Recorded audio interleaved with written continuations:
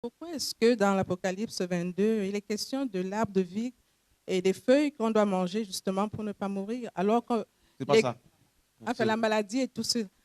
Je veux comprendre par rapport au fait que l'Église, qui est donc sanctifiée, aura revêtu, bon, tous ceux qui la composent auront revêtu un corps nouveau.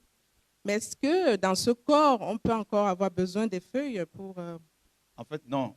Donc, tu vois bien que dans Apocalypse 22 et dans Ézéchiel 47, parce qu'en fait, Apocalypse 22, là où il est question de cet arbre dont les feuilles sont utilisées pour, n'est-ce pas, la guérison des nations. Et, ce passage de l'Apocalypse 22, en fait, Jean a tiré cette parole d'Ézéchiel 47. Et il est question de la guérison des nations et non de l'Église, et non d'Israël. Il est question des nations, c'est-à-dire les goïms, ceux qui n'ont pas, n'est-ce pas, reçu Yeshua comme leur maître. Et les feuilles de l'arbre de vie seront utilisées pour leur restauration. Et quand Yeshua va revenir en fait sur terre, il va restaurer les nations. Parce que la guérison, là, c'est la restauration des nations. D'accord? Donc, c'est ça en fait. Et donc, parce que Apocalypse 7 nous dit que les nations vont se convertir pendant le millénium. Voilà. Donc, beaucoup de nations, pas toutes les nations, mais des peuples issus de toutes les nations vont se convertir pendant le millénium. C'est ce qu'Apocalypse 7 nous dit. Tu le savais ça? Je savais que les nations vont se convertir, Pas toutes les nations, mais des peuples issus mais de toutes les nations. bon, les autres alors, parce qu'il est aussi question Vas-y. des peuples qui viendront justement, des rois de la terre qui apporteront leur trésor à Jérusalem Mhm, parce que mhm. ils attraperont le pan des robes des Juifs pour leur dire le véritable Dieu c'est chez vous et tout Mhm. cela. Donc je me dis, ben, s'il n'y a qu'une partie des peuples qui seront guéris parce qu'ils vont se convertir, et les autres, est-ce que c'est toujours dans le millénaire ou c'est en dehors? C'est ça ma question aussi, je Non, c'est pense. pendant le millénium. Le millénium, oui. Voilà, pendant le millénium, les nations, nous dit la parole, notamment Zacharie 14, les nations vont monter chaque année à Jérusalem pour célébrer la fête de tabernacle, pour adorer Yahweh, Yeshua. Donc chaque année. Et en fait, Dieu, pendant le millénium, va restaurer, n'est-ce pas, ce qu'on appelle la, la théocratie, c'est-à-dire le gouvernement de Dieu sur terre, hein, comme à l'époque d'Israël. En fait, si tu veux comprendre le millénium, il faut aussi comprendre l'histoire juive, en fait, comment les Juifs vivaient, n'est-ce pas, la vie de Dieu dans leur nation, au sein de leur nation. Chaque année, nous dit Exode 16, chaque année, tous les hommes devaient se présenter, n'est-ce pas, 3 fois devant Yahweh. Et ils ne devaient pas y aller les mains vides. Ils devaient y aller lors de la fête de la Pâque, lors de la fête de la Pentecôte, lors de la fête des tabernacles.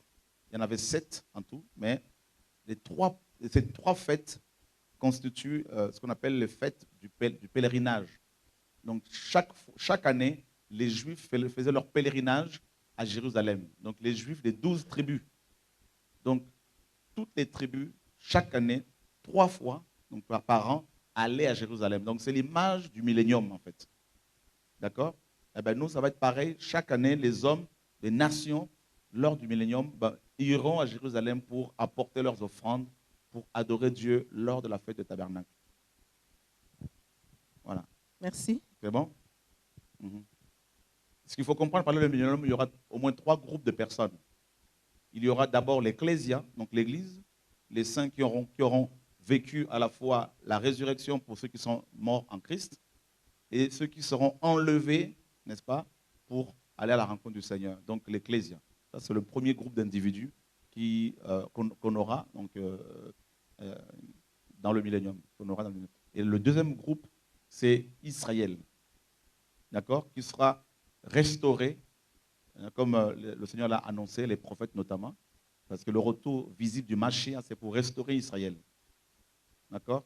Donc, le troisième groupe, ce sont des nations et, qui auront soutenu pendant la grande tribulation Israël. Comme le Seigneur l'a dit dans Matthieu 25, lorsqu'il va revenir, il va séparer les brebis d'avec les boucs. Et il dira aux brebis, vous m'avez soutenu quand j'étais malade, quand j'étais étranger, quand j'étais dévêtu. tout ça.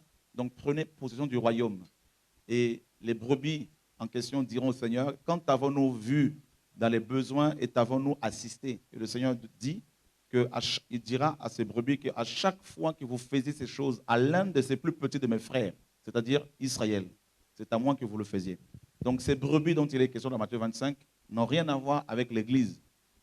Parce que l'Église aura déjà été séparée d'avec le monde lors de l'enlèvement. D'accord? Et quand Christ va revenir physiquement, là, il va y avoir une deuxième séparation, c'est-à-dire des nations qui vont se tourner vers le Dieu d'Israël d'avec les boucs, c'est-à-dire les nations qui ne sont pas converties. D'accord? Donc voilà les trois groupes de personnes qui vont rentrer dans le millénium. Maintenant, les nations, les peuples issus des nations qui vont soutenir Israël lors de la grande tribulation, selon Apocalypse 7, ces peuples-là entreront dans le millénium avec des corps normaux. Et nous, les chrétiens qui auront vécu la résurrection et l'enlèvement, nous aurons des corps, n'est-ce pas, imputrescibles, c'est-à-dire incorruptibles. C'est-à-dire des corps encore mieux que celui que Adam avait avant sa chute. Parce que Adam il était parfait, mais il était corruptible. Voilà pourquoi il est tombé. Mais nous serons incorruptibles. C'est-à-dire, quelles que soient les tentations de Satan, on ne tombera plus. C'est pour cela que nous devons vraiment bénir le Seigneur pour son œuvre, l'œuvre de la croix. Amen. Maintenant, les nations qui vont entrer dans le millénium avec leur corps, les hommes issus des nations, avec leurs corps normaux, ils continueront dans le millénium à avoir des enfants. Mais excusez-moi, ils continueront à avoir des enfants, mais est-ce qu'ils pourront encore pécher puisque Satan sera là? Mais bien sûr, non, pendant le millénium, pendant que Satan et les démons seront dans le trou, ils ne pourront pas pécher. Parce que le péché va disparaître pendant 1000 ans. Maintenant, à la fin du millénium, Satan va être délié pour qu'il tente de nouveau ces hommes. Pourquoi? On peut se dire, mais pourquoi Dieu va-t-il libérer Satan? Pourquoi ne l'a-t-il pas jeté tout dans les temps de feu? En fait, Dieu est juste. Ces enfants qui naîtront dans le millénium, qui n'auront pas connu la tentation, n'est-ce pas? Il ne faudrait pas qu'ils disent un jour, Dieu nous a imposé la vie éternelle. Nous n'avons pas eu le choix, la possibilité de choisir entre la mort et la vie, comme tous les hommes. Alors il faudrait que ces enfants-là aussi soient exposés à la tentation pour qu'ils choisissent eux-mêmes, grâce à Dieu bien sûr. Et c'est pour cela que beaucoup d'entre eux seront séduits selon Apocalypse, où il est dit que Satan va encore séduire plusieurs personnes pour livrer la dernière bataille. D'accord? Voilà. Et c'est pour cela qu'il est dit dans Ésaïe, que l'enfant va jouer avec le serpent. Hein? Les enfants vont jouer avec le basilic, tout ça. C'est parce qu'il y aura des enfants dans le millénium qui vont naître, qui vont grandir, Et pourquoi aussi le millénium? C'est simple. Dans l'horloge prophétique, dans le temps prophétique, un jour est comme 1000 ans, 1000 ans sont comme un jour. Et Adam n'a pas vécu un jour. Il a vécu moins d'un jour. Parce qu'il a vécu 930 ans. Il lui manquait 70 ans pour faire un jour. Or, à partir de un jour dans l'horloge de Dieu, c'est-à-dire 1000 ans, dépasser 1000 ans, un jour, en fait, une fois qu'on a dépassé ce délai, ce temps-là, on rentre dans l'éternité.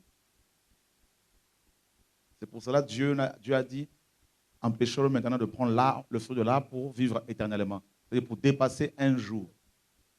Et c'est pour cela que l'homme le plus âgé de la terre, celui qui a vécu le plus longtemps, c'est Métouchéla. Il a vécu 969 ans. Il lui restait juste 31 ans pour rentrer à l'éternité. Mais avec le péché, ce n'était pas possible.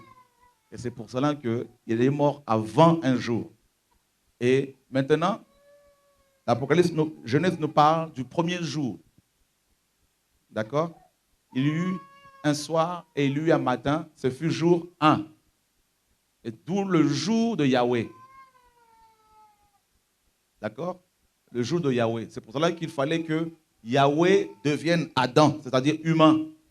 Et qu'il dépasse le un jour afin d'introduire la descendance du premier Adam qui croit en lui, qui aura cru en lui, de faire rentrer cette descendance-là dans le un jour de Yahweh.